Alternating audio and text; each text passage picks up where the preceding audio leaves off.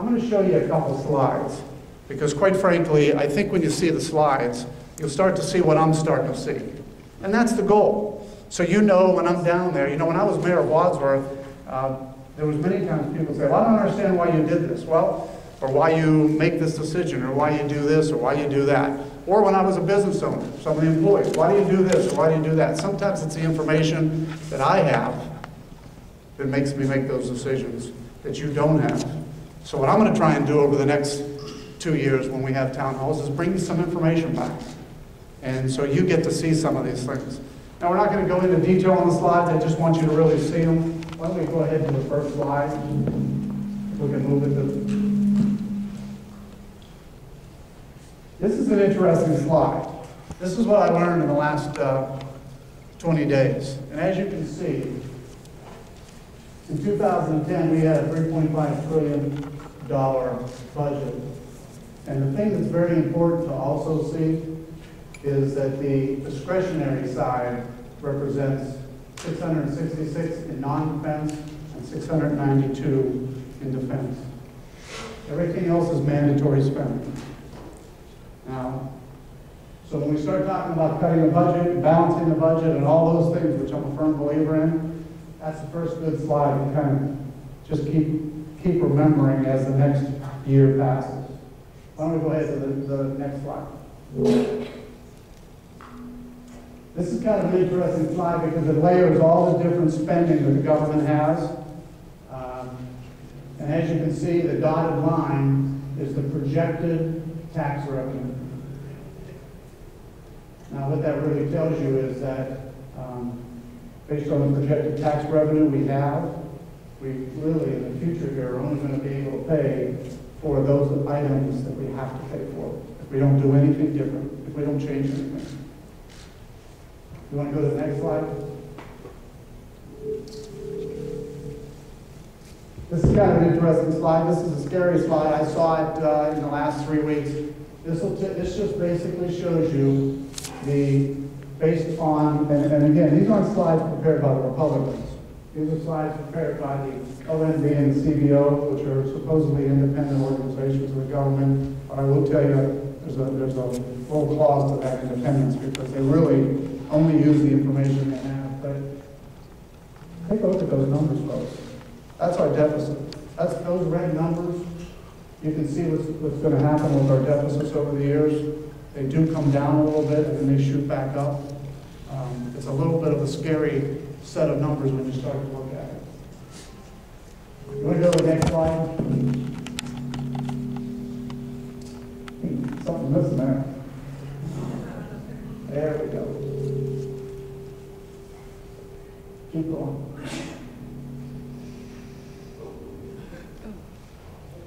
This slide here is extremely important. That's our national debt.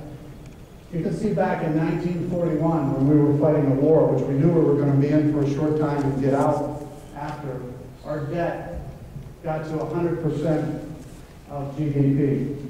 And of course we had to borrow based on that. Look, the trend should be that we should always be somewhere around 20 to 40% of GDP.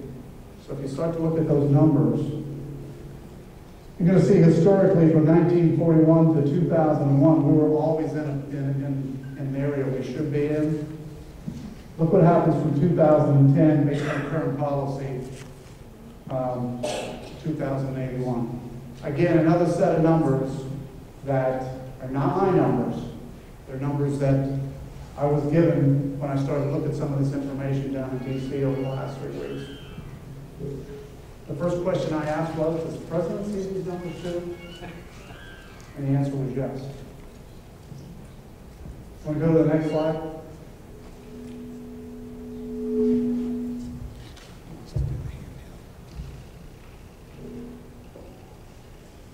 This slide here is pretty well self-explanatory, but it tells you something.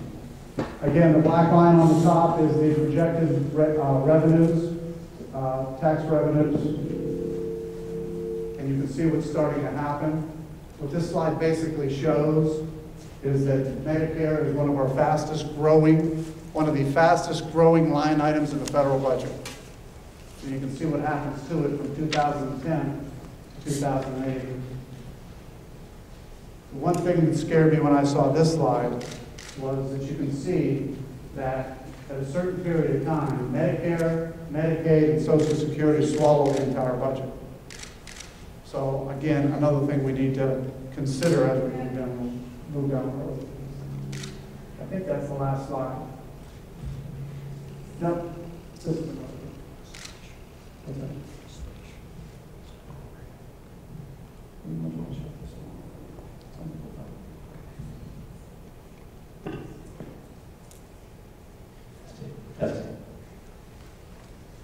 This last slide just is the last one we have, and what it basically shows. Again, this is based on the CBO. This is independent information given to them, which they put together. It basically shows that the current budget that Obama, our president, has us in line for is the red line. And you can see what's starting to happen as we go down the road past 2012. The Republican alternative, just so you know, the green line, that was an alternative that Representative Ryan tried to get out last year. It never really got any traction, but that was his alternative. And you can see the difference in the numbers. So again, since the 7th, when I had my last town hall meeting till today, not only have we passed a few bills, as I told you, but this is some of the information that I've got, and I thought, you know what, I'm going to bring back and share with the people here so that you at least see what I'm getting, you get an understanding of what I'm seeing, and you understand why we've got to make some of the decisions we have to make in the future. Now, I can tell you, there is no doubt we need to be able to reduce our spending, as you're all aware, and we need to be able to reduce our national debt. There's nothing more important to me, and I'm sure the same as to all of you, is your children, your grandchildren, my future grandchildren. We have to be concerned about their future and what we're leaving them. Because right now we are on a path that we are not going in the right direction. Today, we spent a lot of time on the thing called the CR, and a lot of people, some people say they understand the CR. I'll bet you a majority of you don't realize why we're even doing a CR. And quite frankly, before I got down there, I probably couldn't have answered the question of a CR either. So, but the CR is really a continuing resolution, and the only reason we are working on this thing we call the CR is because last year, the Democratic Congress did not pass a budget. And when you don't pass a budget, you don't have any authority to continue to spend money. So what you do is you pass a continuing resolution, which just allows you to spend money. So the Congress, again, for the first time in history since the Budget Act in the 70s, did not step up and pass a budget. Because of that, this new Congress has been dealing with the CR since the day we got there. And we spent weeks, hours, and I got my first taste of staying up until 4:30 in the morning on a Saturday morning to finally debate and finalize our first CR as a new Congress. Interesting thing about that, because you heard me say debate, because what happened in the past, and a lot of you may have recognized this, maybe you haven't recognized it, is that you are seeing some open debate on the Congress. And open debate on Congress means that people can get up, whether they agree or disagree, and openly debate amendments, CRs, amendments to CRs. That didn't happen. That hasn't happened in 4 years. And when Speaker Boehner took over, he said, we're going to make this Congress work like Congress should work. We're going to let the people talk, we're going to let debate occur, and that hasn't happened in 4 years. And quite frankly, I didn't recognize that either until I started to look back and realize that what was happening over the last 4 years is bills were coming to the floor. And when they got to the floor, they were voted on. You never saw any debate.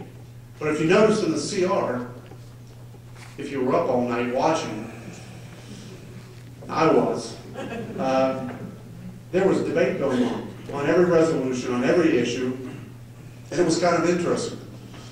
Long hours discussion about little pieces of information of a budget, but everybody had their opportunity to get their say in, and that hasn't happened in 4 years.